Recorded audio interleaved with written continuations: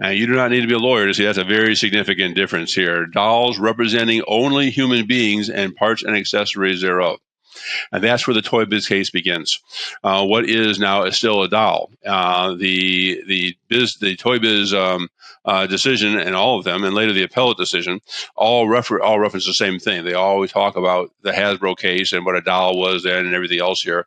But they go on to say, listen, we changed the tariff schedule. Before we get started with the show, here's a quick word from our sponsor, Global Training Center.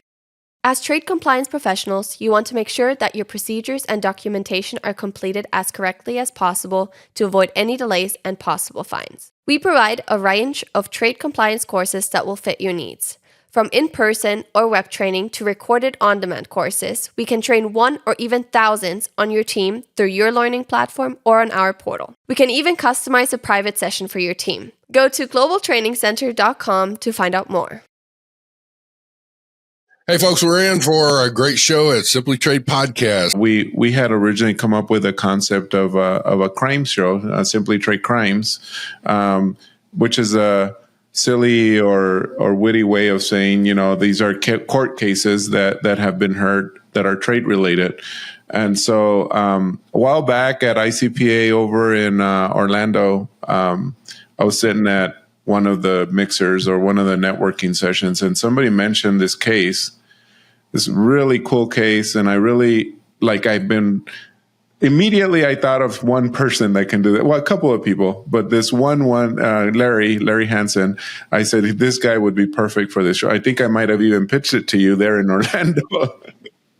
And so now we're here talking about this case. So it's a Marvel Comics against it's not really Marvel Comics, it's their subsidiary Toy Biz against the U.S. government, of course, and it's on a tariff classification case.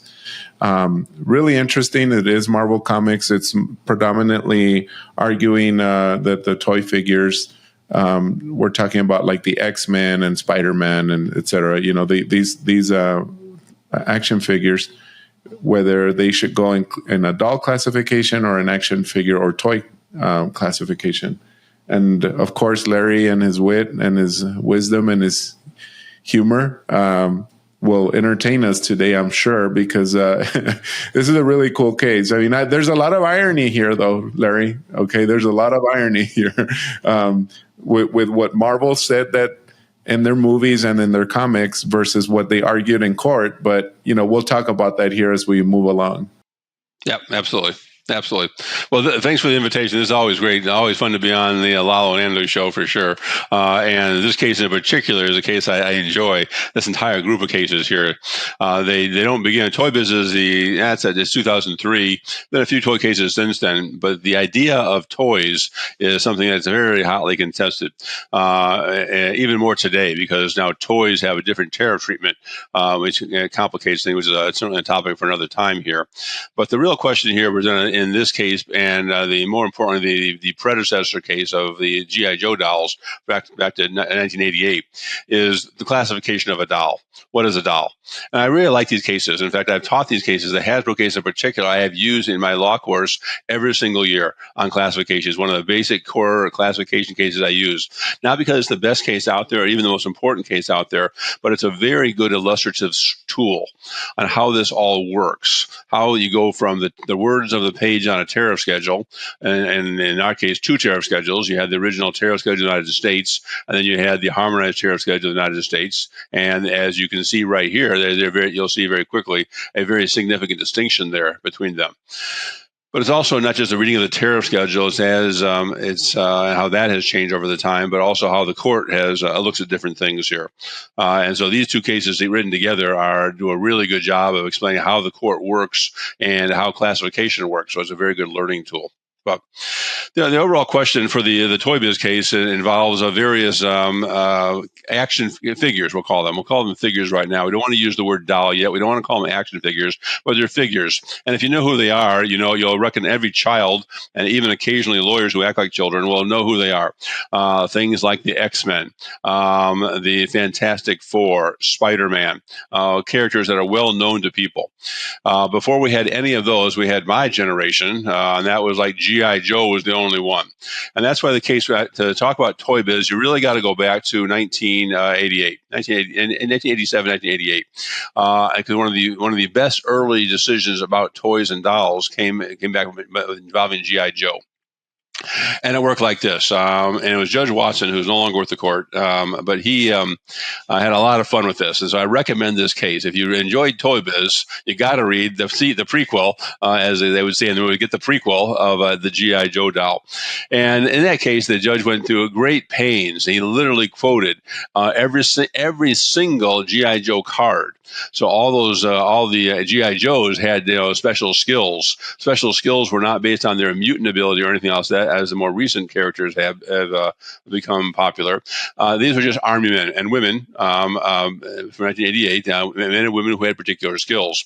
And some of them were things like he could use a flamethrower, she could use a knife, she could use swords, this person could handle certain guns. But it was very militaristic. It was all, someone would be able to do their job as a soldier. They had certain skills that were there.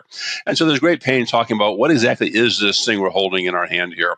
At this time, 1988, they were about 3.5-inch tall things. They used to be 12-inch tall things, but cost of plastic is ridiculous. So, and kids' hands are small anyway. Why have a 12-inch one? You can have a 3.5-inch one. So, you have these small G.I. Joe dolls, Joe's items, and they had to figure out the question of whether it's a doll or not. And of course, the answer is always you have to know this because the rate of duty depends upon that. Increasingly, literally under the last few months, certainly last year, the classification of toys, dolls, action figures takes even greater significance because some of them, if made in China, will have Chinese duty, some will not. So there's modern day references to the same issues that we talked about in 1988. But we'll stick with the 1988 call. The court in 1988 went through a great process of looking to what a doll was or what was not a doll, and how it was used. For example, what is its primary purpose? Is it for display or is it for something to be played with? And the court concluded that this was not primarily for display. It is made it's a toy for children to play with, and noted things like a range of movement in the arms, the accessories that came with it. It came with a little toy gun. It came with other features that would be amenable to that particular G.I. Joe character. So they had accessories there as well. But the point is, it was a play toy. It was designed for children to play with. It was not designed to be a historically accurate picture of a soldier, although it would have some realistic references. It was not designed to be an educational tool primarily of any sort, although you could actually read some things and learn things, I suppose. But overall, it was for children to play with. And the court reluctantly reached the conclusion, and I have to say reluctantly because it says in the language, we reluctantly are going to have to call this a toy. And so I do want to read you the last line, just part of the last paragraph, 2 sentences long, how the court concluded back in 1988 in the Court of International Trade, Judge Watson. He says basically they're classified under dolls under 737.24 of the TSUS. Those have been around. We had the TSUS before the HTUS, a change which will become relevant in our later discussion here. But it's going to be a doll. Then the court goes on, quote, "For what it is worth, the court notes that this classification does not in any way detract from the respect which these figures deserve as representation of the human participants in the never-ending struggle between good and evil. Henceforth, each and every one of these figures must accept the fact that, for Tariff purposes and by judicial decision, they must face the world as, quote, real American dolls, end quote, period. Hopefully, they will meet the decision as to their classification with courage and pride." So Judge Watson had a lot of fun. He had a lot of fun, but basically he said, "Hey, just play with kids. It will be a doll. It will be a doll." And G.I. Joe had to slink in there into oblivion as a doll. So a lot of fun with the case and everything else here. It didn't really end all the issues that were there, and a significant change very shortly after this was, and right around this time, the HTSUS was coming into play, and this was a very significant change. That's a whole other seminar about the transition between the TSUS, the HTSUS, how that happened and everything else here. It's something we can discuss another time here. But every lawyer around this time was poring over what is the differences between the tariff schedule of the United States and the HTS-US. In large measure, it was a lot the same, but not so here. This was pretty important to see the difference here. So I want to look at the language that was there, because this is the new legal environment in which the court had to evaluate toy biz.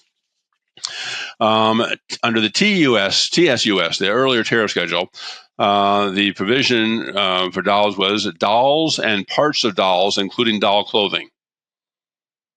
Dolls and parts of dolls, including doll clothing. Didn't define dolls, but it identified the scope as dolls, parts of dolls, and doll clothing. Pretty basic, only a few words. The HTUS provision 9502 says dolls representing only human beings and parts and accessories thereof. Now, you do not need to be a lawyer to see that's a very significant difference here. Dolls representing only human beings and parts and accessories thereof. And that's where the Toy Biz case begins. What is now still a doll? The Toy Biz decision, and all of them, and later the appellate decision, all reference the same thing. They always talk about the Hasbro case and what a doll was then and everything else here. But they go on to say, listen, we changed the tariff schedule. And there's different rules of law that says if there is a change from one law to another, the law that change must have been intentional. There must have been some reason that the authors of the tariff schedule, who sit in Brussels, not in customs, said they introduced the phrase representing only human beings and parts thereof. Okay. And Larry, just to set a little bit of the foundation here, the reason that it went even to court, or to that it was argued, was because X-Men or Marvel was saying they're not dolls, because that's a higher duty rate, versus their action figures or toys, which is a lower duty rate. So that was the argument where the U.S. government, or it was originally classified as dolls because they're X-Men human looking figure. I mean, that's the whole premise of X-Men, for one. And you look at Peter Parker and Spider-Man, he is a guy. I mean, he just got bit by a spider, I guess, but things like that, right? That's yes, you're exactly on point there, and that's this is what the curse of being involved with all of us are, the tariff schedule. And Spider-Man is a good example. I'm glad you used Spider-Man as an example. I'm going to use that as the example here. Poor Peter Parker was doing his own life and everything else. Gets bit by a spider. Okay. Bit by a spider, changes his personal life, changes his social life, changes the relationship with his mom. I mean, there's a whole thing going on because he got bit by a spider. Now he has all these sources, all these powers and everything else here. And you have to just, ignore what is physically possible to do all these things here. But the movie does not explore the tariff implications of the spider bite. Oh my gosh, they left out a key element here. This disturbs me in the movie. So I no longer stand up in movies to correct them, because I get kicked out of movies. And if you stand up and say, "What about the tariff implications of this?" and they don't, it's not appreciated. So I move on from that. Obviously, Stan Lee did not have that in mind when he wrote this. Right? That's the point. That's the point. But it is a good example here. Okay, and so going back to the case itself, the introduction of the phrase in the tariff scale representing only human beings is obviously a significant change here, and because that's the whole point of now Toy Biz, about whether it represents only human beings. And so the court goes through a good explanation of the two very important words that are there.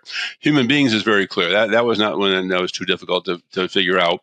Although since they've all lost their human being creatures, even by bitten by a spider, I think you could debate that point on a number of different levels. Maybe not a legal point, but have they lost their humanity? I think there's a deeper problem here. If you get bit by a spider and you lose your humanity, it's a concern of mine. But anyway, representing only human beings. What does it mean to represent a human being?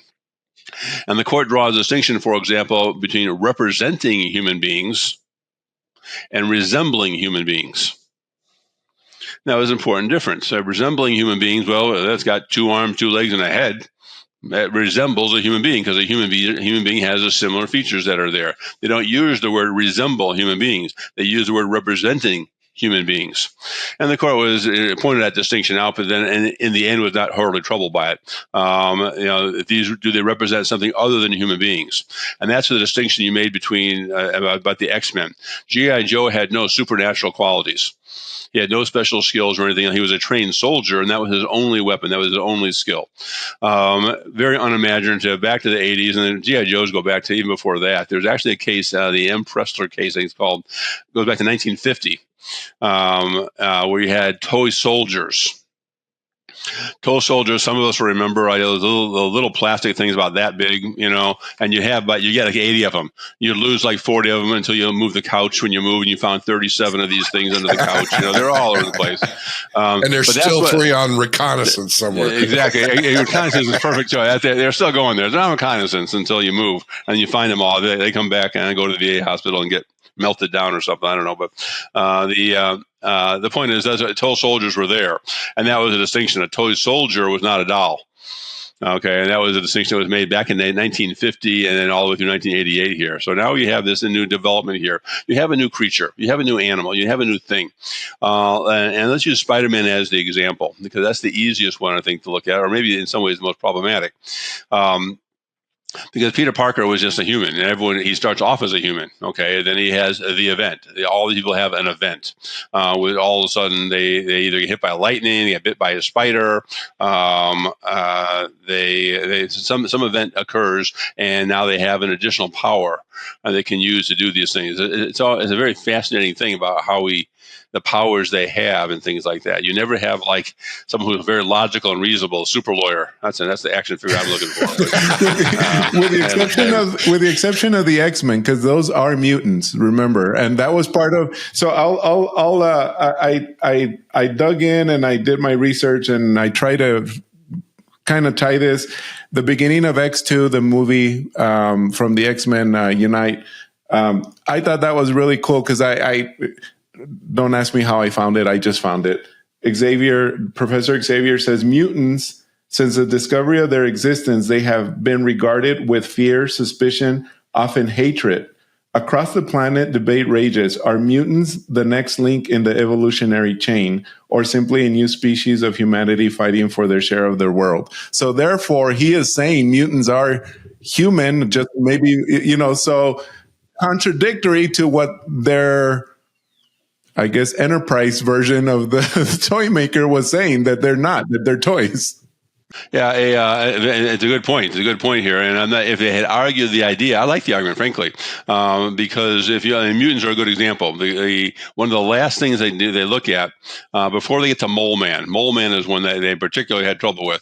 But we'll get to Mole Man in a second here. But the mutants are specifically mentioned, and like Peter Parker and Spider-Man, and like the Fantastic Four, all of the Fantastic Four, you have some other feature they have here. And so mutants were unquestionably human to begin with, and they've lost their humanity in the eyes, certainly in the eyes of the court, in the sense of they are no longer human beings pursuant to the Tariff schedule.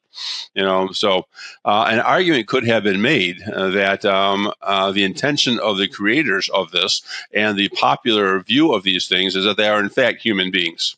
They are not. They are representing human beings. They are human beings who have other features, like they are mutants, but they still are human beings. I think a better argument is Peter Parker, because Peter Parker, without his costume on, looks like a human being. Other ones have stretchy legs and arms you can stretch out and things like that. And others have power of fire and things like that. Others can fly, all the different things they can do and everything by basis of their unique factor here. Could they have argued that these are depicted as and accepted publicly as human beings with additional features versus toys, if you will, that lose their humanity because of the event that gave them the distinctions, the mutants that are there. So the court did not go that direction, nor did the attorneys in the case here. But I think it's an argument I think you raise a good point, Lyle. I think that's something they could have argued here. I'm not sure it's been successful. Well, unfortunately, that movie came out a few months after the decision, so they couldn't bring it into evidence. So yeah, but there have been toy cases since then. Now we'll see if it changes here.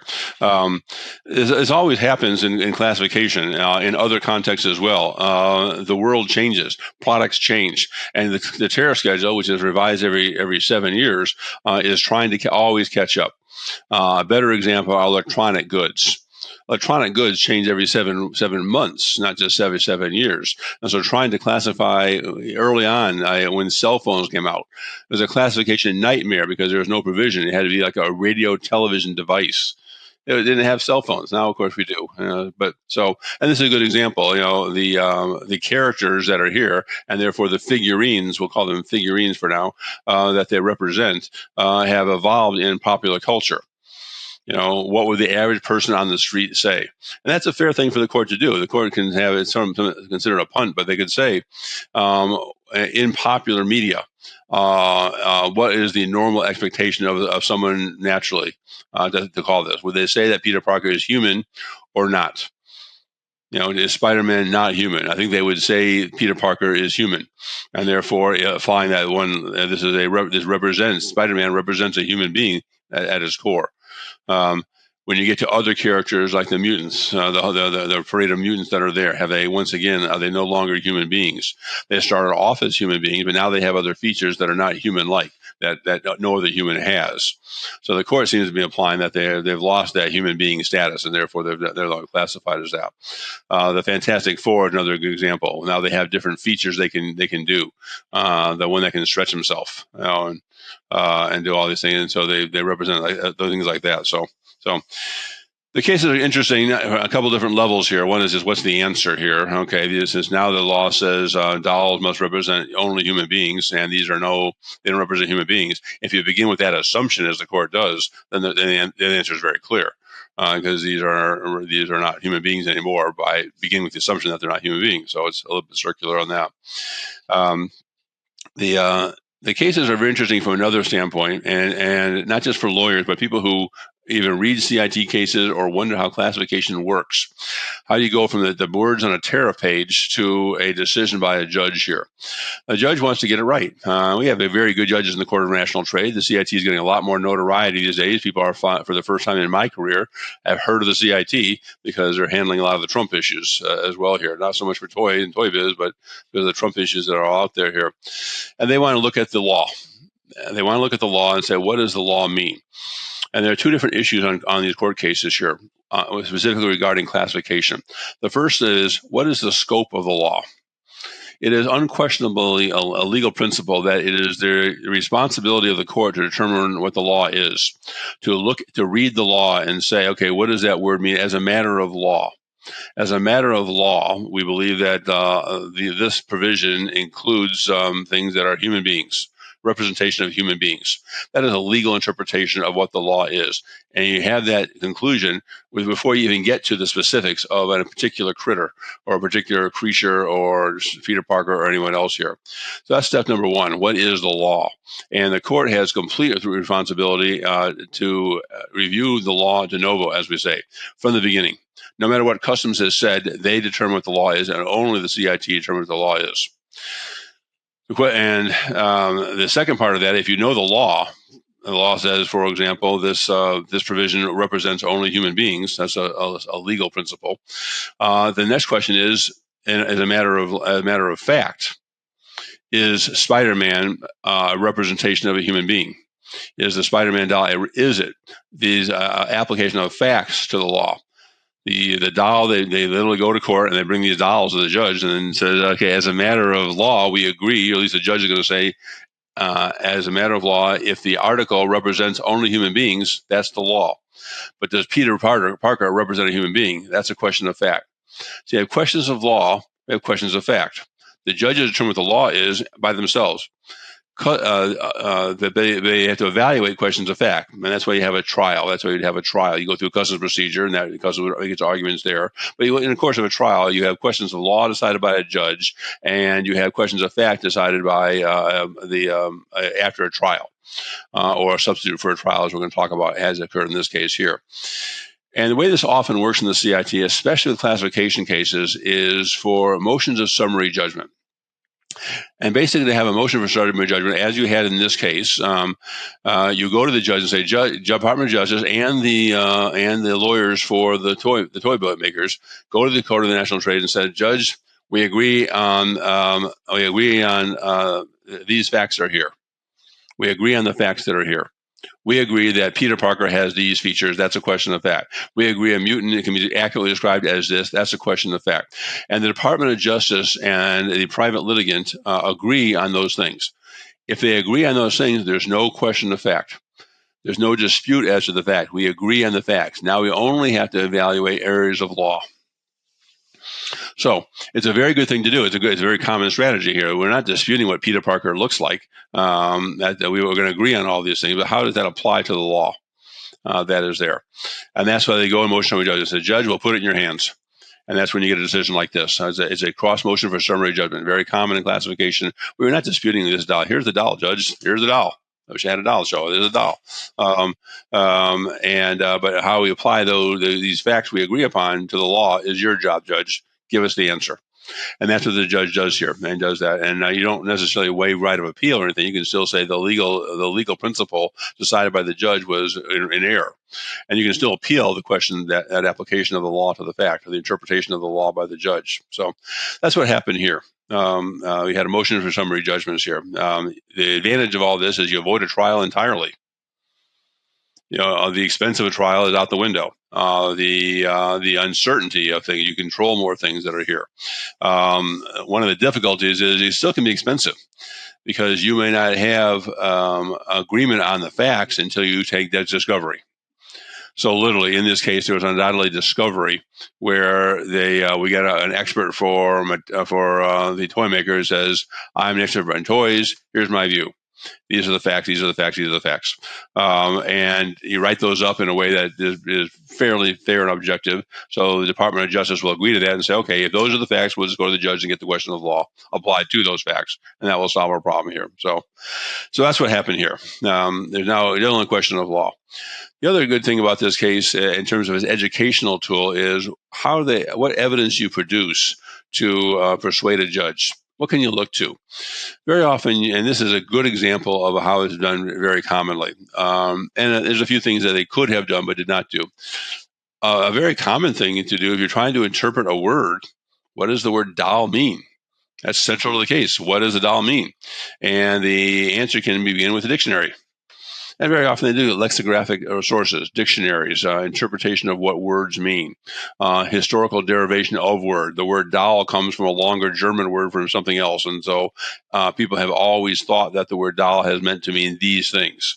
So looking, just as lawyers like to do, very closely parsing out the words can help demonstrate what the law really means here. So lexicographical definitions, like, for example, a dictionary can be useful, and it was used here. Another thing you can do is what's done in the industry. What does the word doll mean in the general public?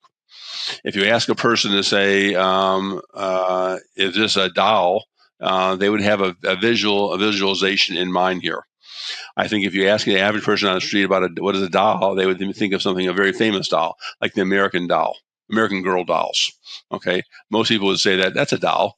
They don't have a dictionary definition. They don't have experience in parsing out in court. They just have a common sense definition of what this is a doll. So I've seen dolls before. That's a doll. So huge industry. It's amazing to me how that all works. And the number of American Doll things I bought from my nieces and nephews, my nieces, to be sexist. Yeah, it's a great industry. They do very, very well for themselves. So, but that happens as well. You would literally have people in court who will say, I am the toy guru. I have written every book on what a toy is. I know all about toys. I did all my life on toys. I'm a toy expert. And in my expert opinion, the word doll would include a G.I. Joe, but it would exclude the X-Men.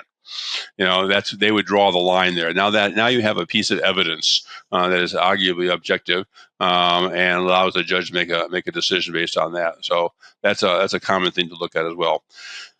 And last, and not in the same order, I should have done this in a different order here, but is just other sources of information which are referenced here, and that is they would not have been referenced under the TSUS, and that is the explanatory notes, for example.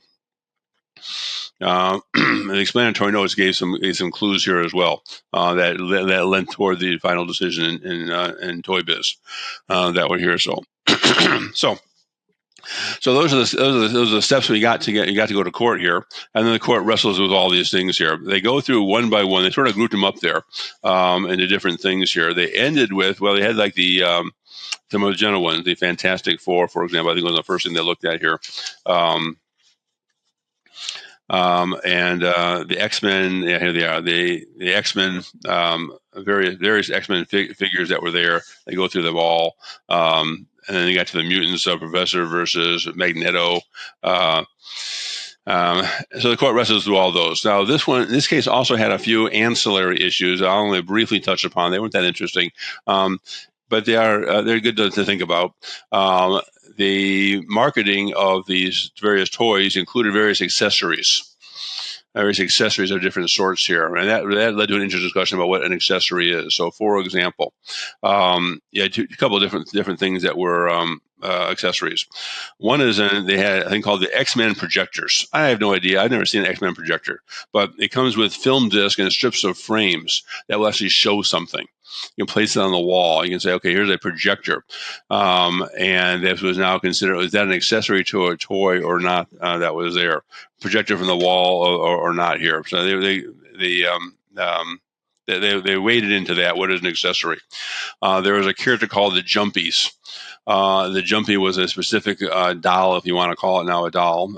And that was also came with the trampoline. And the question is the trampoline an accessory or not here? And the court said, it's close enough. It's the essential character of this combination. They went straight GRI and said the trampoline is an accessory to the Jumpy. It may have been a little bit of a stretch here because it's a doll with or without the trampoline. I could have a piece of paper here, and say, okay, I don't need to buy it. A kid with an imagination does not have to have a trampoline to do that. It led to questions: what happens if you bring in trampoline spare parts? You bring trampoline by itself, very clearly it would not be part of a doll. So it's a bit of a stretch there on that. The last of the accessories they talked about was and this is a very interesting one, cards. There are cards that came with them. So if you buy an X-Men thing, you get some cards. And the question is, are those accessories or not to the thing here? This, I have to say, I think the judge was like, you're running out of ink and says, that's close enough, because and he raised good issues here on this, and that says the cards are if you have you buy an X-Men, you might get a Jumpy card with that. In other words, the cards that came embedded with the toy may not have been necessarily for that particular toy. So there would be something along the lines of like, baseball cards as we exactly. have like players. Okay, yep. So it gives here's their collectible cards is what they exactly. So you're buying two different products really. You're buying the goods, and in all fairness, we'd have to all agree. I think that if you're buying the toy, you didn't buy the toy for the cards. The card was an additional add-on to increase interest in these things, and so you buy more things. I don't know if you could buy the card separately, like you could a baseball card or not. I don't know if you got bubble gum in there or not. Like when I got baseball cards, you got bubble gum. I guess that doesn't happen anymore here. So. And the court basically talked about, so it raised the question of accessories. That wasn't a big part of the case here, but what comes in with these things is relevant as well. And largely they went with straight GRI analysis here, and that is if you have a combination good, which one has the essential character? Well, if you frame it that way, then the answer is very obvious. The essential character of a toy with cards or a toy with a trampoline is the toy itself, not the cards or the trampoline. So if you begin phrasing the question that way, it's going to answer it that way. So the cases. So I like these cases for a couple of different reasons. One of them is they're a good education on how this goes to the CIT. They are fun cases to talk about in the CIT. Others are more mundane, but the same process is the same, whether it's going to be a toy or, for example, some obscure scientific instrument. What is this thing? I had one recently with an oxygenator. We had to define what an oxygenator was.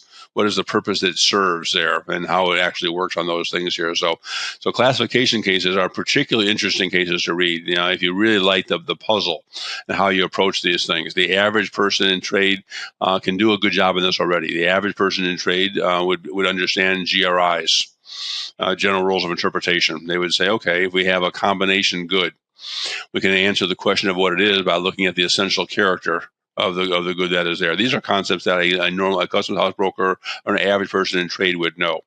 When you get down to how to best present that to the court, that's more the lawyer's province. I think lawyers would be arguing the case, and it's fun to do. It's fun to go in front of the CIT and argue about these things, about what is these things. You are attaching obscure to non-lawyers, obscure rules of law interpretation, and you're coming to a conclusion that in all cases will save your client money. We're going to see a lot more of these now because if you have the Trump tariff, providing exceptions for certain toys, it's going to make a difference whether it's a toy or not. So you're going to see a lot more of these kind of cases now because there's more at stake here. If it was a few percent duty, I mean the GI Joe case was basically like a 6 percentage point differential. And if you're bringing in hundreds of millions of dollars of things, 6% difference is worth fighting for.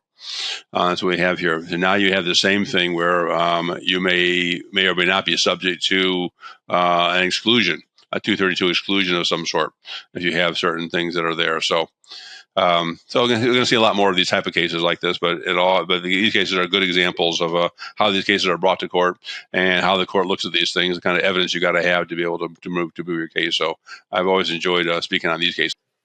So you basically that what they're trying to do is these items were originally in this particular case classified as dolls.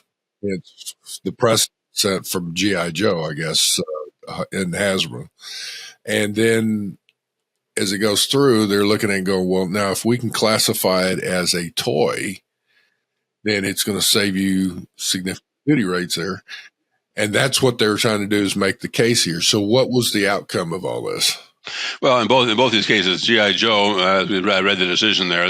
The judge says, "I'm sorry, but you're a doll. You're a doll." And for this man, given the change in the tariff number, since now HTSU says it's got to be a human figure, and these are not human figures, therefore they're not dolls. And that actually, I did again because I was just having fun with this and I was doing research. It actually really, really upset a lot of the hardcore X-Men fans. I mean, it like literally traumatized them. They're like, they actually did believe that X-Men are humans, and the court just said they're not, so it's funny to look at it that way. But I mean, you can find that also like with Star Wars, right? Like there are people that actually think that the Jedi movement, I don't want to call it a religion, but that it really does exist and there is a force out there and they really live their lives that way, but anyway, I mean, I did read that and I was like, I was a little surprised, but really not, because I mean, some people do model themselves after their heroes, and so what? They're in the movies and comics. It doesn't mean that they're bad, right? Yeah, no, that's definitely true. You can imagine other things. You have, something as hard and fast as the tariff schedule, as dry as it can possibly be. What is the dollar definition of the tariff schedule? As dry as you get here, versus popularity. The public culture out there, and the public culture may have a different view on these things here. That's the point I raised here. Could they have argued that point here?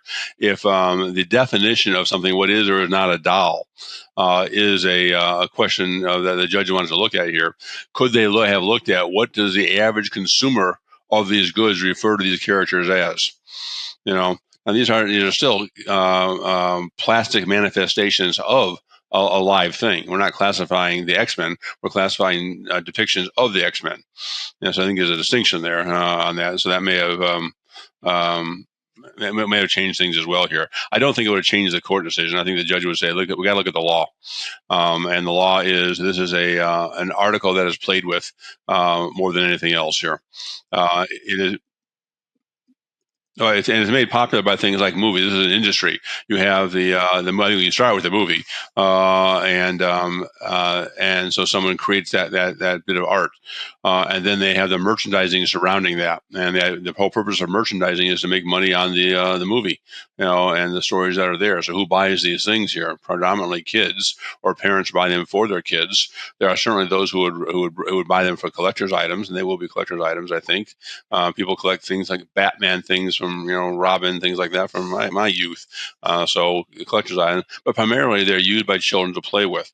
So the question is now, they're not going to think any more than that. That's a primary purpose of these things. So I think if they made the argument that these characters are seen as human beings and therefore a depiction of them should be treated as human beings as well, I don't know if that would change the result here or not. But that's an argument that could have been raised and it was not raised here. So be interesting to like Batman, Robin, that those are humans, and G.I. Joe, those are humans that they're in the mask as far as Batman and Robin goes. But what about Superman? Superman looks like a human, but he is an alien completely. So how would a Superman figurine and a Batman figurine, based on this scenario here, Superman could be considered a toy and Batman a doll?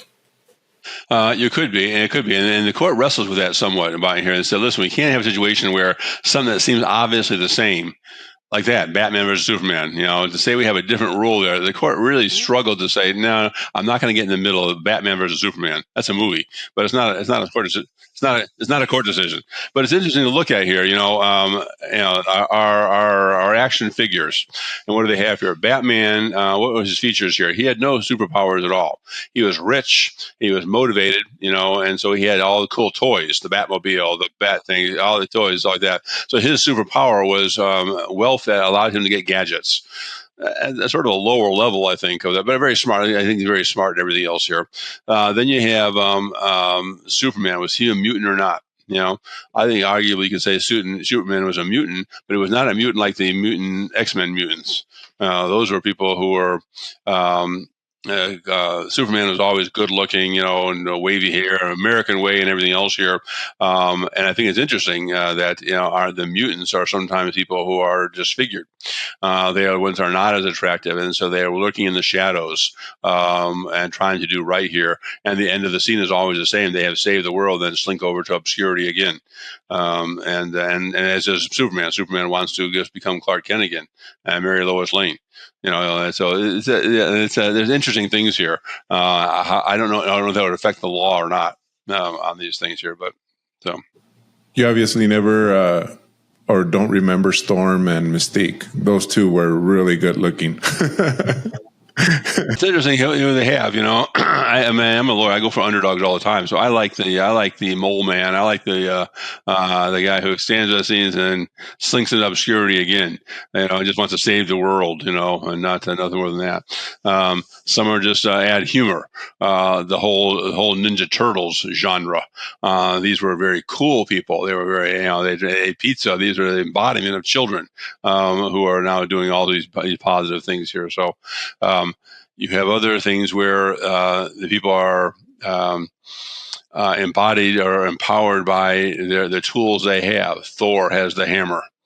It's all he's got is a hammer. He's got a hammer. It's all he's got here. At least Wonder Woman has the lariat. Yeah, the lariat of truth. That's the best one yet.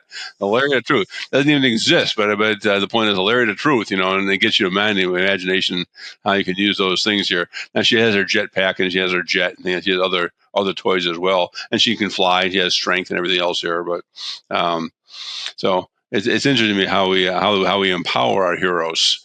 But in another time perhaps. But so. Well, I like the lesson you actually, the takeaway you had here, which was in your tariff classifications. I really like that, and actually, one of your partners was on, or coworkers from Sandra and Travis was on our show, Jason, recently, and he talked about how all of a sudden everybody knows what the CIT is, and I'm glad you're shedding light here on that. Yeah, it is true. For the first time, I've been doing this 39 years now, and for the first time, people come up to me and say, my own family comes up to me and say, you have something to do with tariffs, right? Yeah, tariffs. Something to do with I would tariffs. think so. Not two things. So, on the other hand, it's good for those of us who've been around, all of us on this call, and anyone who's participating in your webinars, have an obligation to teach people about these things. Trade affects everyone's lives here. Here, it's a classification of a dollar or something like that, but other implications as well for international relations and things like that. So, we've got to tell people, like, for example, who pays tariffs. Be good to know. So. Yeah, Lalo, I was trying to share a little item here so I can show Larry. There we go. Yeah. Justice Hammer. There we go. Now we're talking. There's Larry right there. You're talking about the superhero of an attorney here. So Justice Hammer. How's that? Yeah. And there's a couple. There's very few like that, but they're not considered superheroes. But Ironside has made a background. You have or lawyers who particularly are troubled, but they rise to the occasion. And there's one with Clint Eastwood where he is. Paul Newman, where he is a dysfunctional person but a brilliant lawyer, and he saves the day. Those are like things like that. Well, I'll tell you what, this has been an interesting thing. So if anybody has a company that is looking at this, basically what you're saying is you go into the court if you're not getting satisfaction from customs, I assume, on your initial justification. We think it should be classified by, instead of A, it should be B or whatever. And then you start looking at going into the CIT then, right? Yeah, there's a whole range of things that happen here preceded all these cases here. I presume that all these cases began with a protest. All these cases began with a C of 28, a C of 29. Customs says, and they use the classification. We think it should be this. And a 28 or 29. They may or may not have given you really ample time for you to present your case on those kind of things. But at any rate, there was always a protest. And so you had a chance to raise all these issues. And they were initially decided by the local court, which is typically a non-lawyer. But then there's a way, obviously, to get it to headquarters in OR&R. And so you had lawyers who looked at this months, if not years, before it went to court. And that's a good process here. You really help hone down where we agree, where we disagree, and everything. And Customs is doing its job. Their job is to make sure that the revenue is protected, and so they can appreciate that an importer wants a lower rate of duty. That's not their job. Their job is to follow the law and collect the appropriate amount of duty here. So all these began with the 28 or 29. All these began with a protest that was reviewed probably for months, if not a year or more, by Customs before they finally said, we're just not going to agree. And that's when you go to court. Every lawyer wants to win their case without going to court. And so, but they were unable to do so, and so that happens. I'm in court now. Cases in court right now. But you try everything you can to avoid going to court. Because at that point, you may think you've got an extremely strong case, but you just don't know the outcome. You don't. You're rolling the dice here. We have a case in court right now, and that's why we like Jason Kenner of our office is a former DOJ litigator, and we rely greatly on him because I've had cases on the judge. Judge Jason, I think we got a good case here, and he's like, you can win or lose. You may have a good case. You may be right. You may still lose. And you're playing with clients' money, with clients' future, and things like that. You got to be. It's a very sobering experience to say, okay, I'm right, but I may lose, and then you settle the case.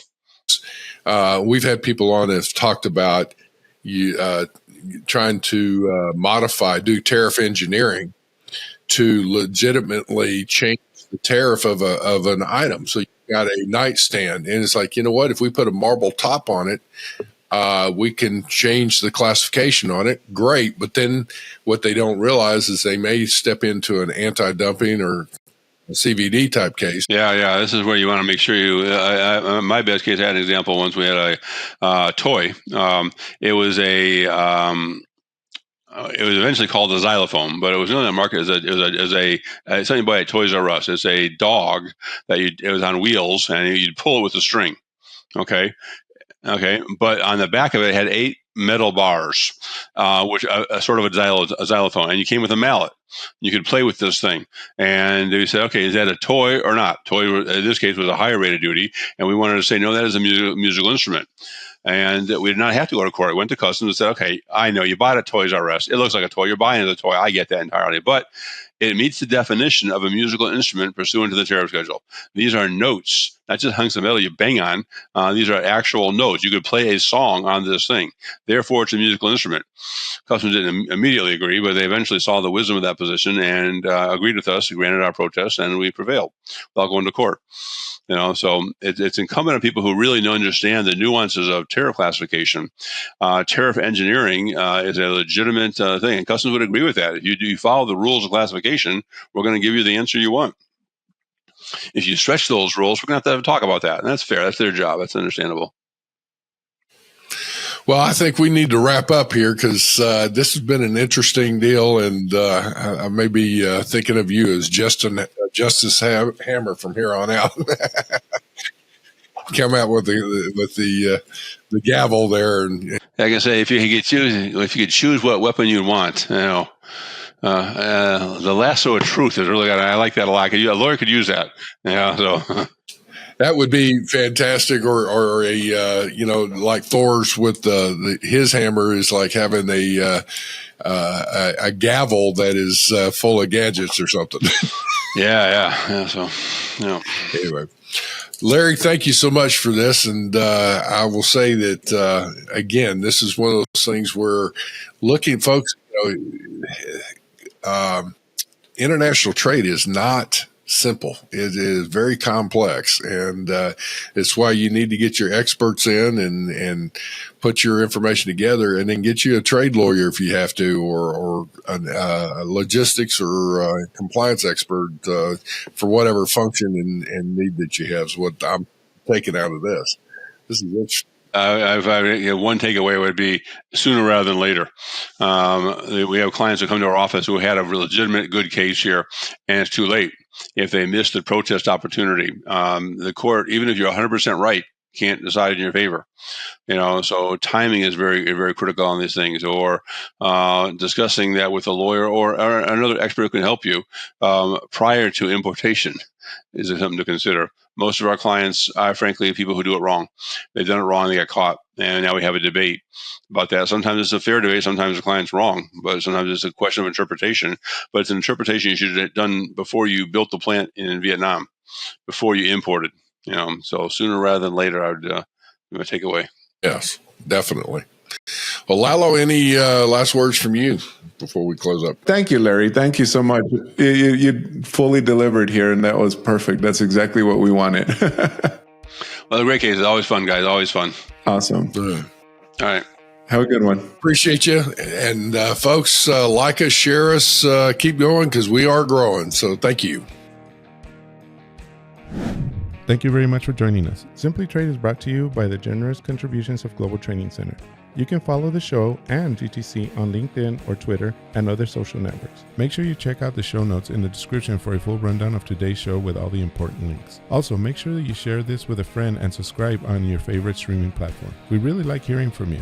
If you enjoyed the show, make sure to rate and review wherever you listen to this podcast. If you or someone you know would like to be a guest on the show, or would like to sponsor Simply Trade, or suggest any topic you would like for us to discuss, please contact us via email at simplytrade@globaltrainingcenter.com, or you can DM us on Twitter at simplytradepod. Thank you again for the privilege of your time. Happy trading. Simply Trade is not a law firm or an advisor. The topics and discussions conducted by Simply Trade hosts and guests should not be considered and is not intended to substitute legal advice.